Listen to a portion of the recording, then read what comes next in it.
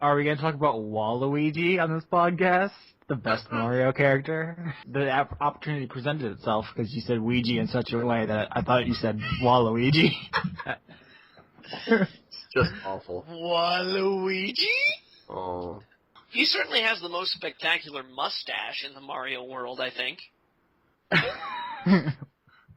What about wasn't the Bomb King from Super Mario 64 have a pretty good mustache? Hold on, let me look at this. That's a pretty impressive stash, you know.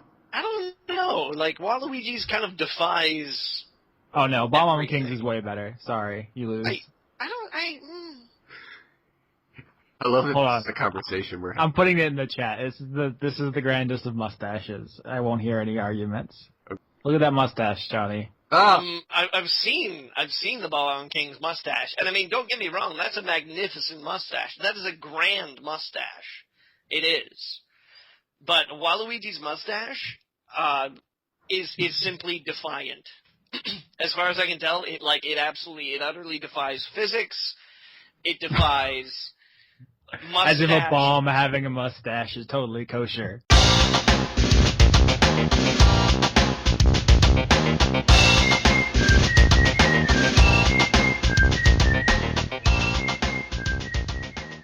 Hello everyone, welcome to Word Funk. I am Leon Thomas. With me is Johnny Maloney and Austin Yorsky. We are here to talk about all manner of things, nerdy and silly. Before the show we were talking about who has the best Super Mario Brothers character mustache, because that's important. But for you, audience, we have like far, far more important things, including a Super Smash Brothers leak of an image that may or may not be real. Austin, you know a little bit more about it than me. Why don't you go ahead and tell us? Okay, so to preface this, there have been a couple leaks for the upcoming Super Smash Brothers. There is the one famous one that was on Jimatsu, or I guess I'm pronouncing that right, which was right for the longest time. It predicted like the first 6 or 7 reveals, and everyone just assumed that was the entire roster. And then Robin and Lucina from Fire Emblem were revealed, and those weren't on that list, so now everything's like mayhem again. And now we have this new leak. I say leak in quotation marks because, you know, none of these things are ever 100%. But the big story is that the dog from Duck Hunt is in this leak. I like it that that's the big story. It is. It's so preposterous, but it's like so stupid that it kind of works. I was just wondering, just now, has the dog from Duck Hunt been in any other games besides Duck Hunt, like the one Duck Hunt? I mean, almost every other character has had like more prolific history. I mean, even Mr. Game & Watch. There are plenty of Game & Watch games. I mean, Kirby's been in a million of them, Mario and Zelda and all that. I don't remember any other games in which the Duck Hunt dog, and I guess that's his name, has been in any other games. I just looked it up. He's been in WarioWare. I guess he made a cameo in that, and he was in a Tetris game, I guess is a cameo.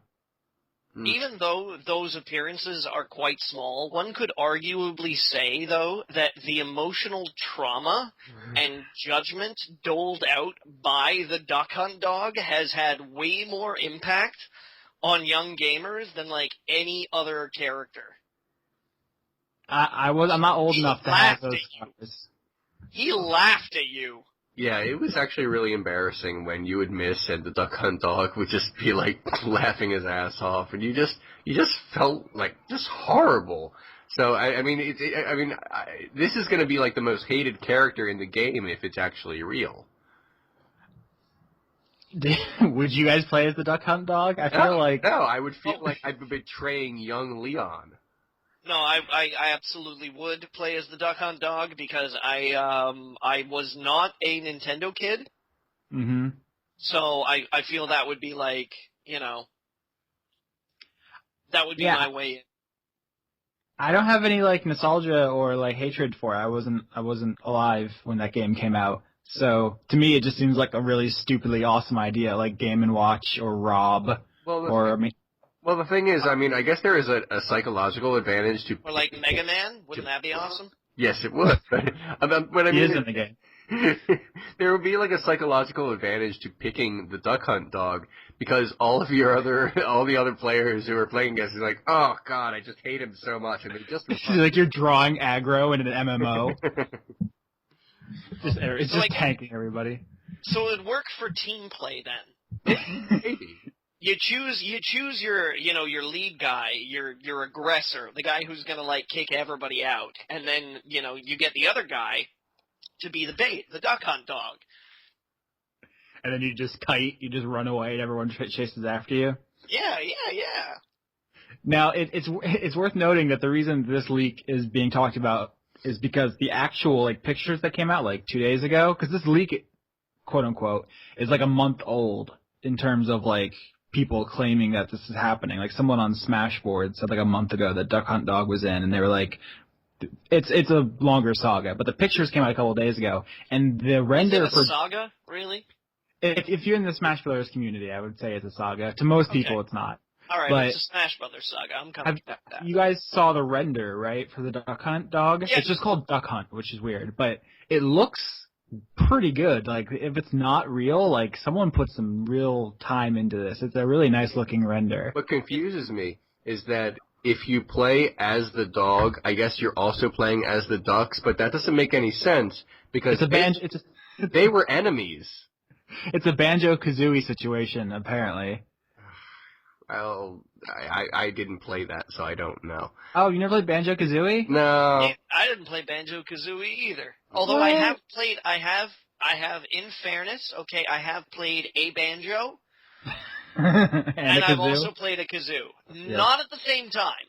So I figured that was just as good an experience. Yeah, you have to be a musical genius like Bob Dylan to play the banjo and the kazoo at the same time. That's how that works out. Was the kazoo really big for Bob Dylan? I remember the harmonica was big. Everyone made a big deal out of it. I guess I've missed all those Bob Dylan kazoo songs. Yeah. So I'll probably end up playing this game if I get the Wii U, but with or without Duck Hunt Dog. But were there any other big reveals in this leaked image? There's so many. Are these confirmed? What? I see the kid from Earthbound. Yeah, Ness has been in every single Smash Brothers game. He's in other ones, though. The other characters in here, which have not been officially confirmed, are Bowser Jr., who hasn't been in a Smash game so far, and his render looks good. It although does bear some resemblance to some other official art. Some people have been examining the pixels to determine that. Also, Dark Nintendo robot. Huh? Rob? Yeah, Rob. Rob was in Brawl. He was in the last one. All right. And then there's Dark Pit from Kid Icarus. Dr. Mario, who was in Smash Bros. Melee but hasn't been confirmed to return. And Shulk from Xenoblade, who's the bottom left of that image. So, I think that's it. Oh, Ganondorf, I guess, who's been in most of the games, except for the first one, I guess. But his picture looks a little too dark and weird. This game is just a ripoff of PlayStation All-Stars Battle Royale. I know, right? I really wish that game would have been good. I was really looking forward to it. It's not fun. I never bothered. Have you played it? Nah. I wanted it to succeed. It should have ripped off Smash more. In attempting to be its own thing, it was just kind of a mess. Oh. I would have preferred if it was just a clone. Johnny. Yeah. You need to get a Wii U so we can play together, all of us. We'll stream it. My problem is that I don't have any friends. That's a shame, but no, the internet. That's how Wii U works. No, I recognize that. It's just that, the Nintendo consoles have always, for me, been absolute. I played them. I played the Wii. I haven't played the Wii U yet, but I played the Wii to death at other people's houses when they had friend functions, where it was yeah, come over, come on, we'll have a good time, pour a couple of drinks, play some video games, talk about cheese and automobiles, and maybe once or twice we'll mention something about, I don't know, the leaves grow. Johnny's famous automobiles and cheese parties. No, this is me attending. This is me attending other people's automobile and cheese parties. These are the things you're the life of the party, Johnny. Yeah, these are not the parties I throw. The parties I throw are way more esoteric than that, Austin, please. The party don't start till you walk in, Johnny. So. But yeah, so I played, I played WarioWare and, a bunch of the Mario parties and Trauma Surgeon and Trauma Unit or whatever it's called and things like that, in, group settings, and they're great.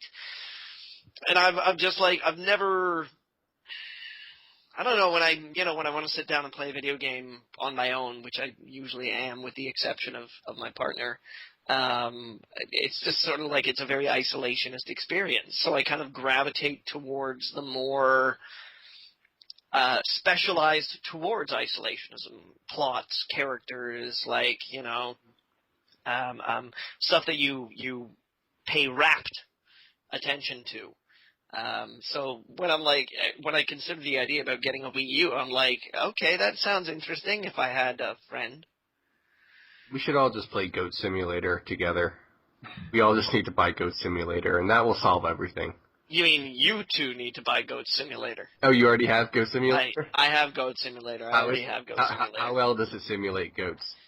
You know what? I'd like to be able to say brilliantly, but I've never been an actual goat for long enough to compare the simulation to real goat.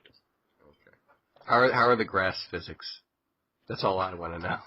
The grass physics are not as good as you might think. Oh, jeez. The trampoline physics are fantastic, as well as the jetpack physics. Is there any chance is there a cooperative play for this game or what? I'm just joking, but there is multiplayer. That's oh my god. Guys, there are 0 videos of people playing Goat Simulator on the internet. Let's hit this up before it becomes a thing. Okay. We can be groundbreaking Let's Players for this. Yeah, nobody's on that. You guys can make, ridiculously stupid shocked faces and just spout inanity. What am I talking about? Of course we can spout inanity for, an hour of pretending to be goats. We need to think of some goat puns and get started on this pretty soon. Don't worry, kid. I'm on it. Okay. Seriously? Nothing? Nothing? What? Kid? Oh, okay. I hate you guys. It took me a second. I worked on that for the whole of 10 seconds. I forgot we were talking about goats, so I just completely missed it. Anyway, so... Let's just pretend that never happened. It's just the worst. We're gonna travel back in time and erase that moment from the podcast, so it's no longer canon. Yeah, this is I think 2 weeks ago was the best episode we ever did, and this is the worst. So congratulations, you can look forward to, comparatively to 2 weeks ago, an entire career of less than mediocrity. Oh my. Well, let's try to save this thing, and talk about the fact that there is a movie coming out very soon, I believe, about the Ouija board, not from the makers of not from the director of Clue, not from the director of Battleship, as far as I know. Coming October 24th is Ouija, and it's pretty much exactly what you think it is.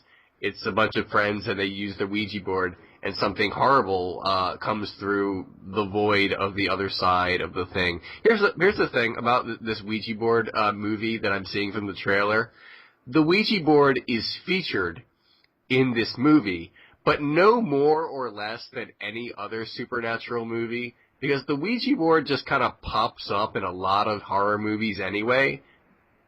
So I feel like this Ouija board movie, the only way for it to be more of a Ouija board movie than any other movie that is, horror movie that has the Ouija board, is if they all get transported inside the Ouija board, like it's Jumanji or some shit, like the Ouija board comes alive. Because all of them, this trailer shows is they use a Ouija board, and then there's a ghost. But that's sort of happened. Do we know it's a ghost? Well, because the Ouija might be coming from inside the house. Ouija. I'm sorry. Just I'm trying to find a slightly more predictable plot twist. And oh no, our Ouija board contacted a dimension of deadly and horrible spirits. Yeah, I mean, the thing is, I wish that this had been a comedy, the way that they said, well, Clue is a murder mystery board game, let's make a really great comedy out of it, and then they just went and did that. But they're taking Ouija, the movie, too seriously. I kind of want it to be like a horror comedy, like your Ghostbusters, like the Ouija board. They're like, you're moving. It's like, no, I'm not, because everyone always says that shit when they're playing Ouija. And then the ghost comes, and it's something stupid looking, and they. I am. That's how that scene goes. Okay. No, you're moving it. Nobody's moving it. No, someone's moving it. I didn't move it. I am. Yeah, the Ouija board as a board game is all just about lying. That's really all it is. But no, I wanted the Ouija board movie to be like... Don't get me wrong, there are some great board games out there that are actually based on lying. Okay. Battlestar Galactica fans, you know what I'm talking about. I am familiar with the fact that that's a board game where you have to conceal the fact that you're a Cylon, I think. Some people. Okay. There's a limited... It's like, everybody starts the game, and it's like, hey, we're all on the same side. But, some people may or may not be on the same side, so it's all about lying. It's like what makes that a great board game is how social it is. And yeah, that's what makes Ouija an interesting experience. If you can kind of like give yourself to it, if you can be like, ooh, is this spooky? I don't know. Is this little bit of corkboard with a veneer on top and this shitty plastic thing that's got an arrow on one end truly the stuff that we need to extend our perception into the next dimension and contact the realm of the dead? Or is it possibly just a lump of cardboard and a piece of shitty plastic? The funny thing to me about this is the movie's called Ouija, right? And I just looked it up, and I guess Hasbro owns the rights to that name. Like, the Ouija board is a copyrighted, name. So they had to secure the rights to that. Right. They could have just called it Spirit Board. Yeah. I guess, but it wouldn't. I mean, they gotta get that brand name. You want the brand name power? That, unstoppable juggernaut name of Ouija behind your movie? Yeah, exactly. People are going to be like, I've been a fan of Ouija ever since I was 4 years old. I gotta see this movie, because this movie is going to revolutionize Ouija. If you use, the Spirit board, your transmission to the other side is, 14% less powerful, so you can't use that, store brand knockoff shit. Yeah, they don't listen to that shit, Spirit boards. They're like, what's that you hear? Don't fucking, no. That's not a Ouija. You didn't make the effort for me to materialize in your living room, so. And as much as I want to tell you that I love you and I miss you being my son and cooking your favorite cake for you, fuck you. You didn't spend the $15 for Ouija. Instead, you spent the $12 for a Spirit board. The poster for Ouija, the movie, actually looks, it's mostly empty space, which is good. It's mildly creepy. The tagline I'm looking at right now is, keep telling yourself it's just a game. Kind of on the nose. I don't know. I was hoping it would be like a horror comedy, and the tagline was, you just got Ouija'd. that would be my movie. How would you spell that? Sorry, how would you spell Ouija? I mean, Ouija itself is not. It's almost like a misspelling, and someone just says "fuck it," and they will spell it with a no, and then apparently it's Ouija. I want to spell it OUIJ''D. Ouija. Oh my god. I think it'd be WEEGED. Ouija. Leon? I refuse to judge this. You refuse, Leon, and this, the year of the Ouija? You could get a Q in there somehow. Oh my. So, Ouija, the movie, it's coming this October. I'm not going to see it. How about you guys? Why do we even talk about this? You just saw this and you're like, I think we can just say the word Ouija enough where it sounds weird. Let me consult my magic 8 ball on whether or not I'm going to see this. Outlook not promising. Oh, there it is. Well, I guess we're not going to have like a follow-up episode to this at the end of October about what the Ouija movie was like. We're just going to kind of talk about the trailer, which is just stupid. There's really nothing to say of it. And then Someone who's listening to this episode. Damn it, Johnny. Someone who's listening to this episode needs to, and like after it comes out, in the Word Funk comments, ask us how it was. Like, be really insistently angry that you want to know our opinions about this movie when it comes out. Every week, you need to bug us until we can't take it anymore. We actually have to see it. All I'm saying is that they probably could have spent the same amount of money on the movie. All right, they could have put that in their pockets. Spent a fraction making a 3-minute YouTube trailer and monetized it, and then probably have made more money than actually making a full movie, releasing a trailer, and then expecting people to come see it. You know, I just noticed that in this trailer, I mean, I guess the idea is that not only will the movie make money, or theoretically could make money, but people will want to buy Ouija boards. So, but, I mean, if you watch the movie Battleship, it's all exciting because the Battleship is the good guy, and I assume that everything turns out all right for Battleship at the end of Battleship.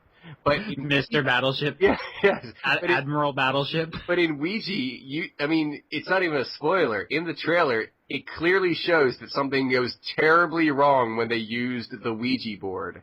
So it's not like, they're basically warning people not to use the Ouija board in the movie Ouija. I don't feel like I'm wrong here. I don't know. I don't think people are going to actually be like, oh, I was going to buy a Ouija board, but that spooky movie just made me not. Look at the endurance of urban legends. Say, like, the Bloody Mary. Okay. Legend. Where it's like, yeah, you walk into a mirror and spin around 3 times, say Bloody Mary 3 times, and dip your finger in, bowl of warm tapioca 3 times. And then suddenly, something really terrible, like, jumps out at you and is like, oh, it's head cut off, eats your face without a head, and then does your taxes poorly. Oh, my. You know, but people are still like, oh yeah, watch this. Like, that's the funny thing about the Ouija board, right? Is, why the hell would anybody buy one? Yeah, maybe the movie will not sway someone to buy or not buy a Ouija board. Like, someone's like on the fence about whether or not they. Yeah, I don't know. I might buy a Ouija board, but I'm not really sure. I feel kind of ambivalent about the whole thing. I haven't been convinced one way or another. If only there were a AAA movie that had been released.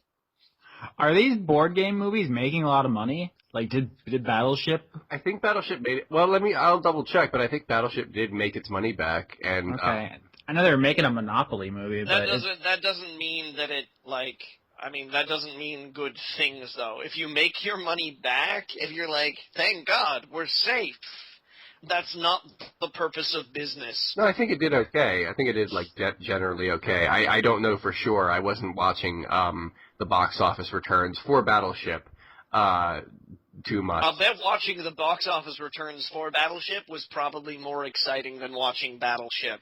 I just can't wait for the Chutes and Ladders movie. Candyland, bitches. Oh, Candyland. No. Tiddlywinks.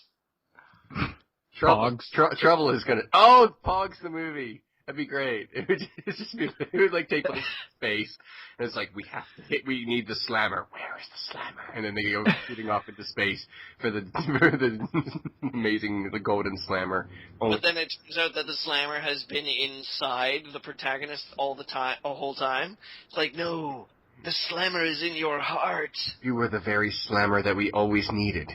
My God. We have to do this! No. I can almost see it. Gentlemen, I think we just wrote the Pog movie script. I mean, I guess the hard part about making the Pog movie, besides all of the other reasons, would be procuring Pogs. would be procuring the rights to all the Pogs, because all the different Pogs were like different copyrighted figures and whatnot.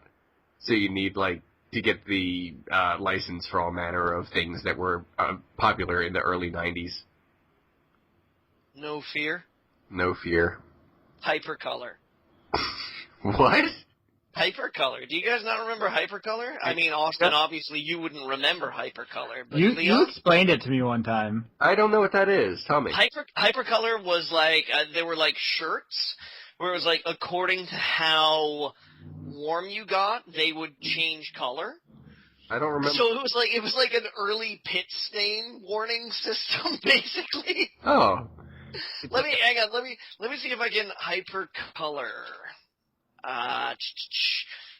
Here we go. I'm gonna link you guys to the Wikipedia page. There's a photo right there of like a handprint on a shirt. Okay. I've never heard of this before. You've never heard of Hypercolor? No, maybe it just. Oh yeah. Maybe it just wasn't popular in my region, wherever I lived. I mean, you're a kid, you kind of live in a bubble before the internet. Maybe, but I mean, it was like when I was a kid, that was like everybody in gym class wore Hypercolor when they were working out, because it's like right. you showed up in like a blue T-shirt. You were like, yeah, whatever, just wearing my blue T-shirt to gym class. Got my Reebok pumps on, or my LA gear, and my jams. Check out my Snap bracelet, bro. And then you go running around the lap, and then you come back, and everybody's like, wasn't the shirt you were wearing, like, blue? And you'd be like, yeah, it's purple now. Shut up. Deal with it. Deal with my purple. Yeah, precisely. Okay. What were the 90s, I tell you? Well, I mean, those were the early 90s, which, I gotta be honest with you, because the end of the 80s and the beginning of the 90s were almost like their own decade. Because when people go, oh, the 80s and oh, the 90s, like the 90s are quite famous for like flannel. Yeah. And grunge rock. And, like sort of the proliferation of tech and gimmicks like Tamagotchi and portable gaming and things like that. But, like, the 80s were all about artifice and, like, bangles and jewelry and synth and, like... But then there was this period in the late 80s and the early 90s where they were trying to get from the whole artifice and pretension and style to like the genuine listen, I just write rock music, or I say what I feel and I wear flannel, and that's not because I'm trying to make a statement, but it's because what I'm comfortable in. Where it was like a clusterfuck. Like that gap of about like 1988 or something like that to like 1993 was the weirdest mashup of culture I've ever seen in my entire life, because also people were starting with like nostalgia, because like for a brief period there, disco came back. But it didn't come back as like pure disco, it was just like, oh, bell bottoms, and also like, tons and tons of denim. The 90s didn't officially start until Power Rangers hit TV, which was that's 93, so I'm going to agree with Johnny. Okay. It was, there's a fucked up black hole in culture there. Where, like, the whole Cyndi Lauper thing and Madonna and all this, and Madonna went, look at that area. Madonna went sideways. She blazed a lot of, ground in a lot of new ways, where it was where she was just like, yeah, I'm a sexual woman, that's cool, fuck off, but at the time, it was just fucked up and weird. It was a really, really weird-ass time. I'm quoting you out of context for my own amusement on Twitter now. Oh, yeah? Oh, I have to look at this now. Madonna went sideways? No. Let's wait and see what Austin says on Twitter. Yeah, we're going to stop the show while we look at Twitter about something that Johnny just said on the show.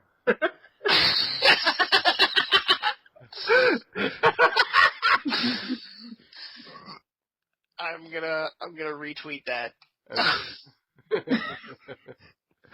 This is what gets me through the week, guys. Yeah. Okay.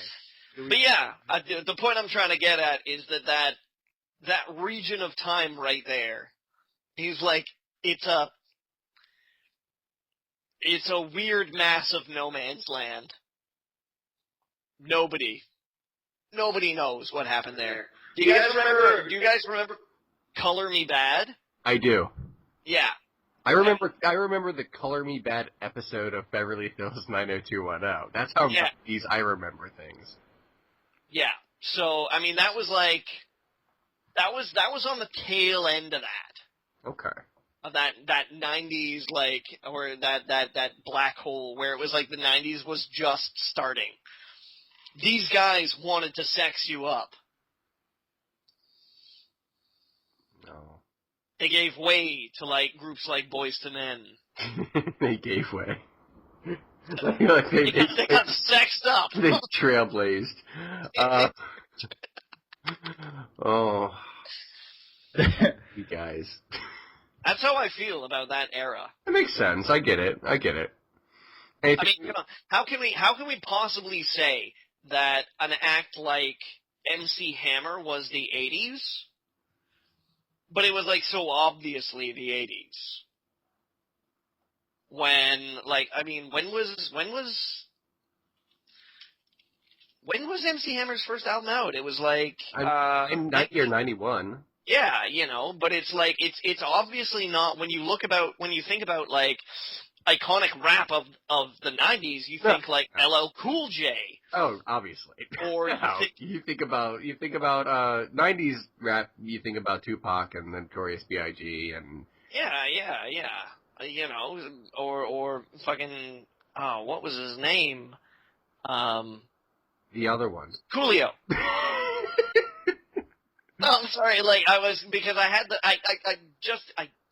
I just had the song in my head. Oh, it can only be that song because even though he had a bunch of hits, people only remember the one song. I know it's kind of sad. Yeah, I mean, I wasn't into rap at the time, but I know that he has a deep discography otherwise. But everybody remembers the Weird Al parody one. But yeah. So MC Hammer was the 90s. It's just hard to believe. But he was too legit to quit the 80s. He was. That's Jesus Christ. Anything more we want to say about what were we even talking about before we get into? This was an absolute clusterfuck. All right, I have something I want to talk about before we go, and it's just something. Don't buy a Ouija board. That too. But also, it's just something that I always enjoy talking about with other people is saying something like, what do you hate that everyone else loves? Because it always draws weird reactions from people, and it's always a good time. A lot of people know that I watch the movies, and listen, and talk about them. But I don't really hate a lot of movies because I rarely watch a movie that I think I'm not going to like. I know what my tastes are, so I don't say, oh, I heard this one's bad. Let's watch it and hate it. Like that's fun. I mean, I grew up on Mystery Science Theater, but it's not something that is translated very well into, the real world, I guess you can say. So I don't go to the theater saying, well, the new Transformers is out. Let's go watch that and crap on it. It doesn't interest me. And even movies I dislike, I'm usually just done with them. After I'm done disliking them, I'm over it. But this movie, because I hate it so much and people will never stop talking about how good it is, it just keeps staying with me. And for that reason alone, even though it is not that bad, it's my most hated movie of all time, and it's Forrest Gump. I just genuinely hate this movie. I think it's saccharine and disingenuous, and relies very heavily on, you know how referential humor is not that funny unless your friends are there on talking about stuff, then it's kind of goofy. But if you're watching it on TV, like an episode of The Family Guy or something like that, referential humor is not that funny. This movie is a referential drama. That's what it is. It's like, hey, do you remember this? And that's a thing. Remember, and Forrest Gump was part of it. And that's what the movie feels like. There's more to it than that. There's a really sappy love story that borders on taking advantage of the mentally challenged in one scene. And a lot of other stuff that I hate about it that I could just go on and on about. But yeah, Forrest Gump is the movie, out of everything that has ever been created by man, the movie that I dislike the most. I mean, it's not the worst movie of all time or anything like that. The worst movie of all time isn't even those things that people call the worst movie of all time, like Plan 9 from Outer Space or Man. Which was reasonably actually good when you consider the conditions under which it was made. Say a movie like Ouija. The point is, what I'm trying to say is, even the movies that people say are the worst movies of all time are really not. The worst movies of all time are movies that someone shot on like a camcorder, and they received a very limited release, and they're barely coherent, and they're not even fun to watch in like a sarcastic kind of way. They're just really horrible movies. So I'm not saying Forrest Gump is the worst movie of all time. There are certainly technological achievements that came with it, and Gary Sinise is a fine actor. But in general, I just hate it with such incredible passion.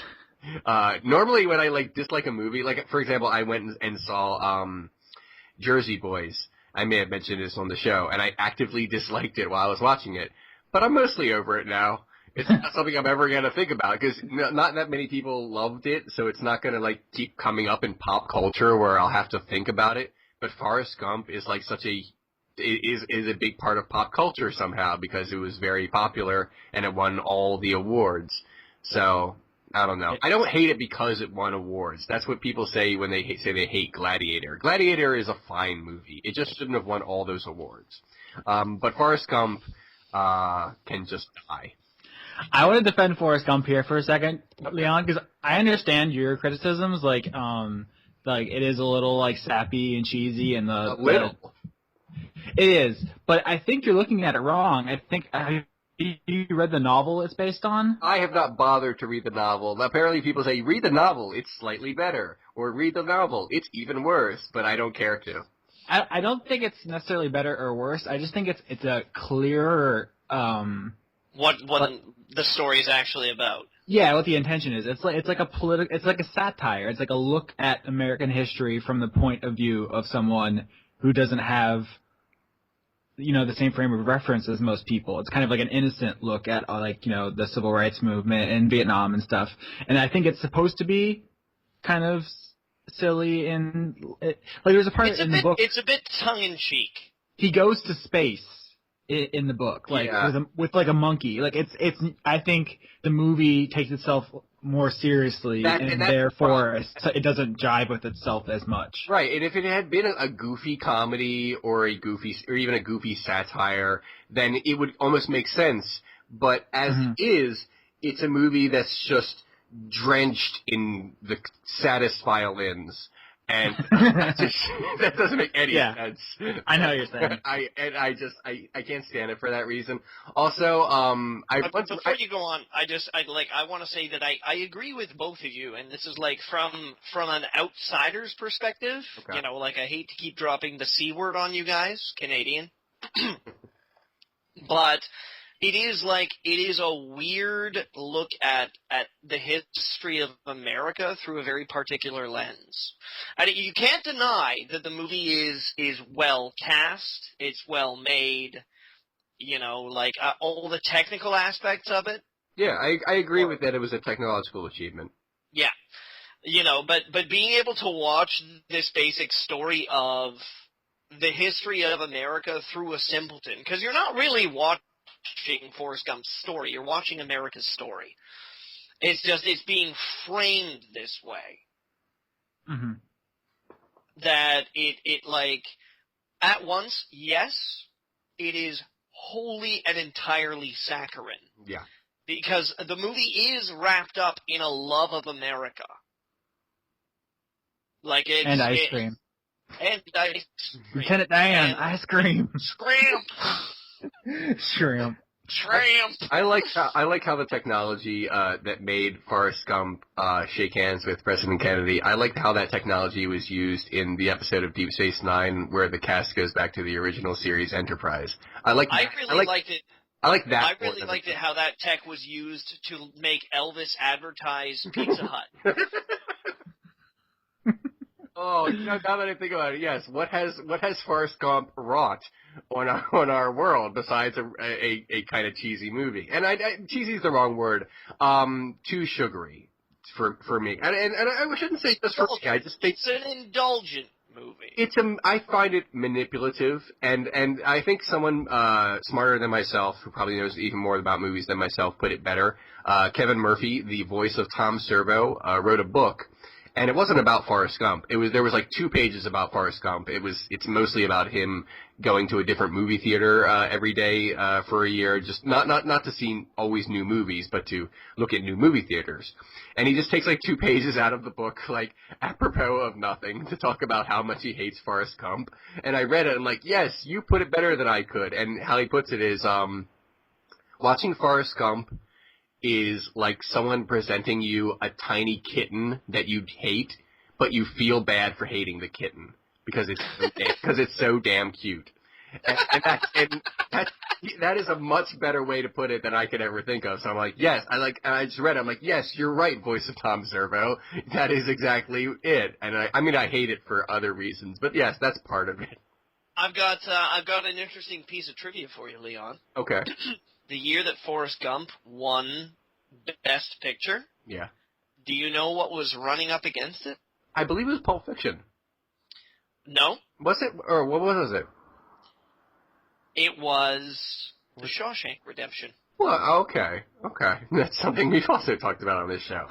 Although I like Shawshank Redemption, I'm not as in love with it as apparently IMDb, but I would have much...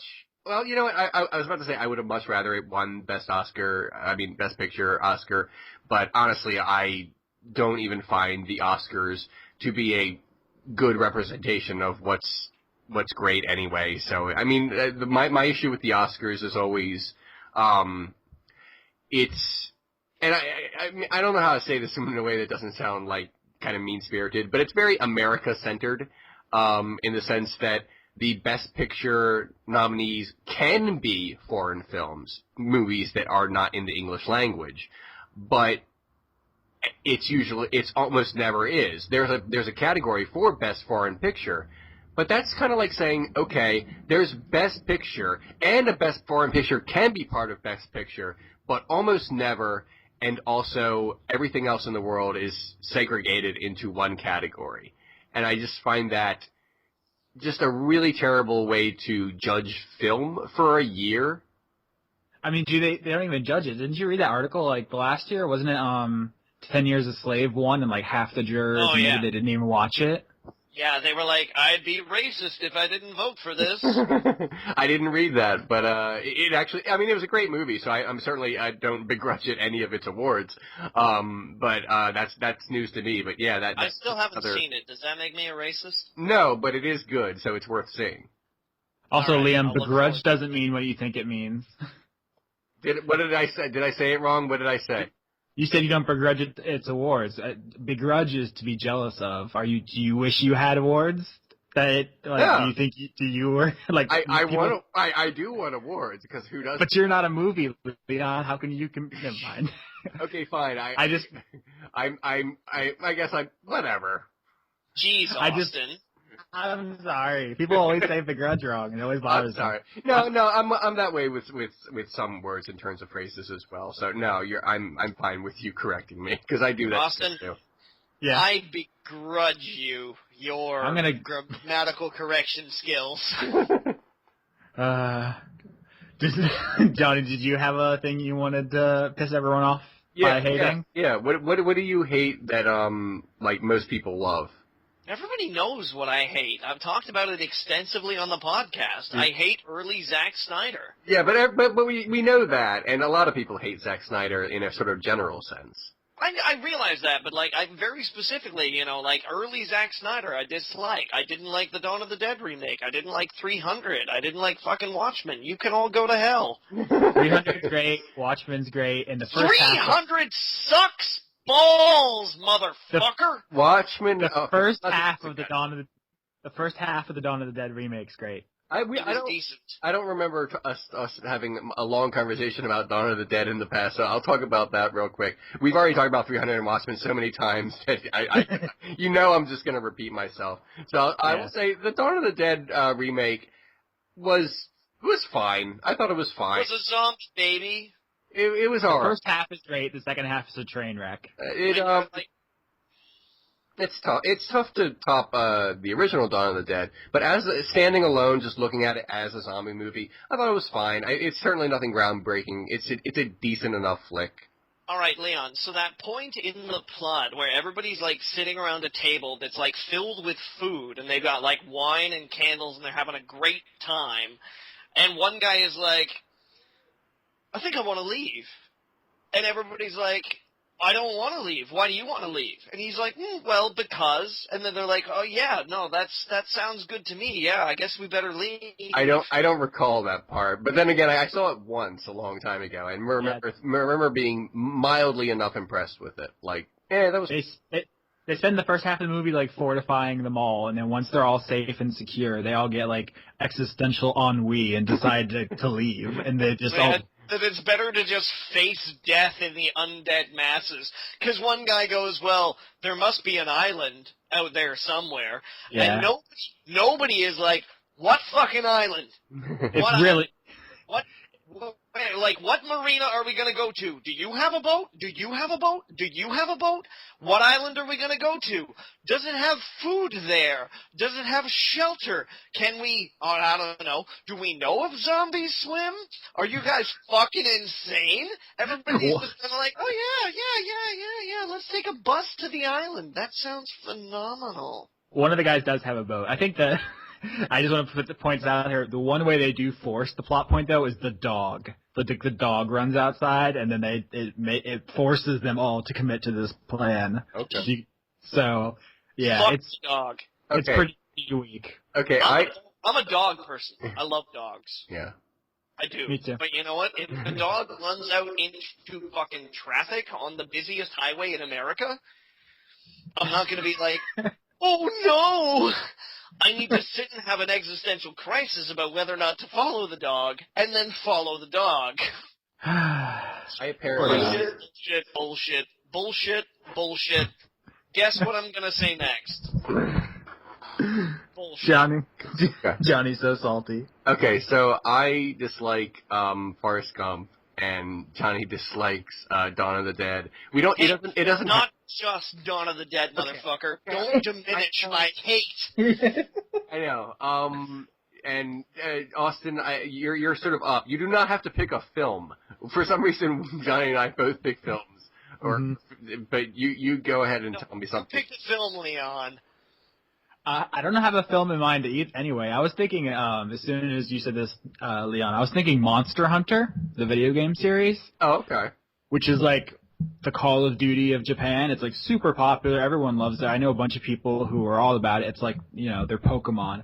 I tried it and I hated it every second of it. It's just the slowest, like grindiest, most trial and error, like pain in the ass. It's like Austin, the anti-fun. If you're talking about this, I'm gonna need you to press the X button repeatedly.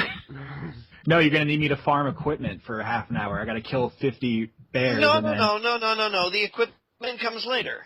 Press the button, motherfucker. It's like, you know what it is? It's like they made like an MMO crossed with one of those shitty mobile social games where you got to click on the farm 1,000 times or whatever.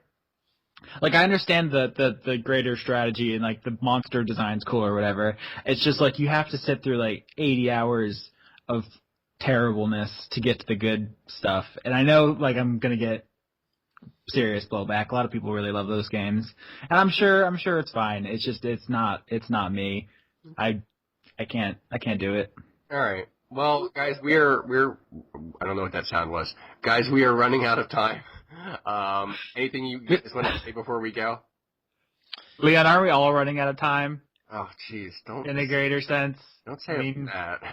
We only have so long to live, and we spend it podcasting and talking about like mustaches and Ouija boards. So, I mean, as always, ladies and gentlemen, just because I'm filled with vitriol for a certain thing, that doesn't mean that you can't enjoy it. You go right ahead. I'm not going to make judgments about you as a person. I'm not going to say that you're bad, that you're good, that you're crazy, that you've got a taste for paste, but I may not want to hang out with you. Okay.